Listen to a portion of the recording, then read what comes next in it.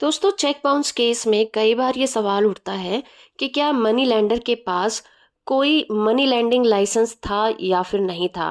कुछ इसी तरह का केस राजस्थान हाई कोर्ट में आया, जहां पर इसी तरह का सवाल था। और इस केस का टाइटल है Ishaq Mohammad versus state of Rajasthan. और इस केस की सुनवाई जस्टिस अरुण मोंगा की बेंच कर रही थी। इस इम्पॉर्टेंट केस में जस्टिस अरुण मोंगा ने कहा कि एनआई एक्ट के सेक्शन 138 के तहत एक लीगल लोन के खिलाफ चेक बाउंस होता है तो यही इनफ होगा कि चेक बाउंस हुआ है, चाहे रिसीवर के पास मनी लैंडिंग सर्टिफिकेट या लाइसेंस था या फिर नहीं था। मामले की बात करें तो इस मामले में इशाक मोहम्मद नाम के एक व्यक्ति ने याचिकाकर्ता के खिलाफ शिकायत दर्ज करवाई थी। दरअसल बात ये थी कि याचिकाकर्ता से इशाक मोहम्मद ने लोन लिया था। पैसा चुकाने के लिए उन्होंने उसे एक चेक जारी किया जो कि बाउंस हो गया था। इसीलिए याचिकाकर्ता ने एनआई एक्ट के सेक्शन 138 के तहत कार्रवाई की थी और इशाक मोहम्मद के खिलाफ कंप्लेन दर्ज करवाई थी। जिसके बाद इशाक मोहम्मद ने सीआरपीसी के सेक्शन 91 के तहत आवेदन करके शिकायतकर्ता का आईटी रिटर्न और मनी लैंडिंग लाइसेंस दिखाने के लिए कहा था और कोर्ट से आवेदन किया था।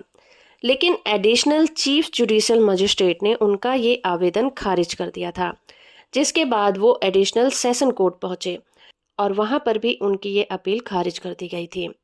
जिसके बाद इशाक मोहम्मद ने इन सभी आदेशों को हाई कोर्ट में चुनौती दी। इनका एक ही क्वेश्चन था कि क्या शिकायतकर्ता के पास ब्याज पर उधार देने के लिए लाइसेंस था या फिर नहीं था। हाई कोर्ट ने कहा कि चेक बाउंस के मामले में ये जरूरी नहीं है कि ये जाना जाए कि पैसा उधार देने वाले के पास लाइसेंस था या फिर नहीं था, या फिर उसका आईटी रिटर्न मांगा जाए। हाई कोर्ट ने आगे कहा कि निचली कोर्ट के फैसले बिल्कुल सही हैं। निगोशिएबल इंस्ट्रूमेंट एक्ट के सेक्शन 138 के तहत चेक बाउंस के केसेस में कोर्ट को सिर्फ ये ध्यान देना होता है और निर्धारित करना होता है कि आरोपी के द्वारा अपराध किया गया है या फिर नहीं किया गया है, और साबित होने पर उस पर कार्रवाई की जाएगी। चेक बाउंस के केसेस में ये देखा जाएगा कि चेक बाउंस हुआ था, ना कि देनदार के पास पैसा कहाँ से आया था या फिर वो आईटीआर फाइल करता है या फिर नहीं करता है। इस तरह की याचिका लगाना सिर्फ मामले को लटकाना होता है और हाई कोर्ट ने भी उसकी याचिका को खारिज कर दिया। तो राजस्थान हाई कोर्ट का ये फैसला आने वाले चेक बाउंस केसेस में एक गाइडलाइन की तरह काम करेगा। तो हो फ्रेंड कि ये वीडियो आपको इन्फॉर्मेटिव लगा होगा। वीडियो को लाइक और चैनल को सब्सक्राइब करना बिल्कुल मत भूलिएगा।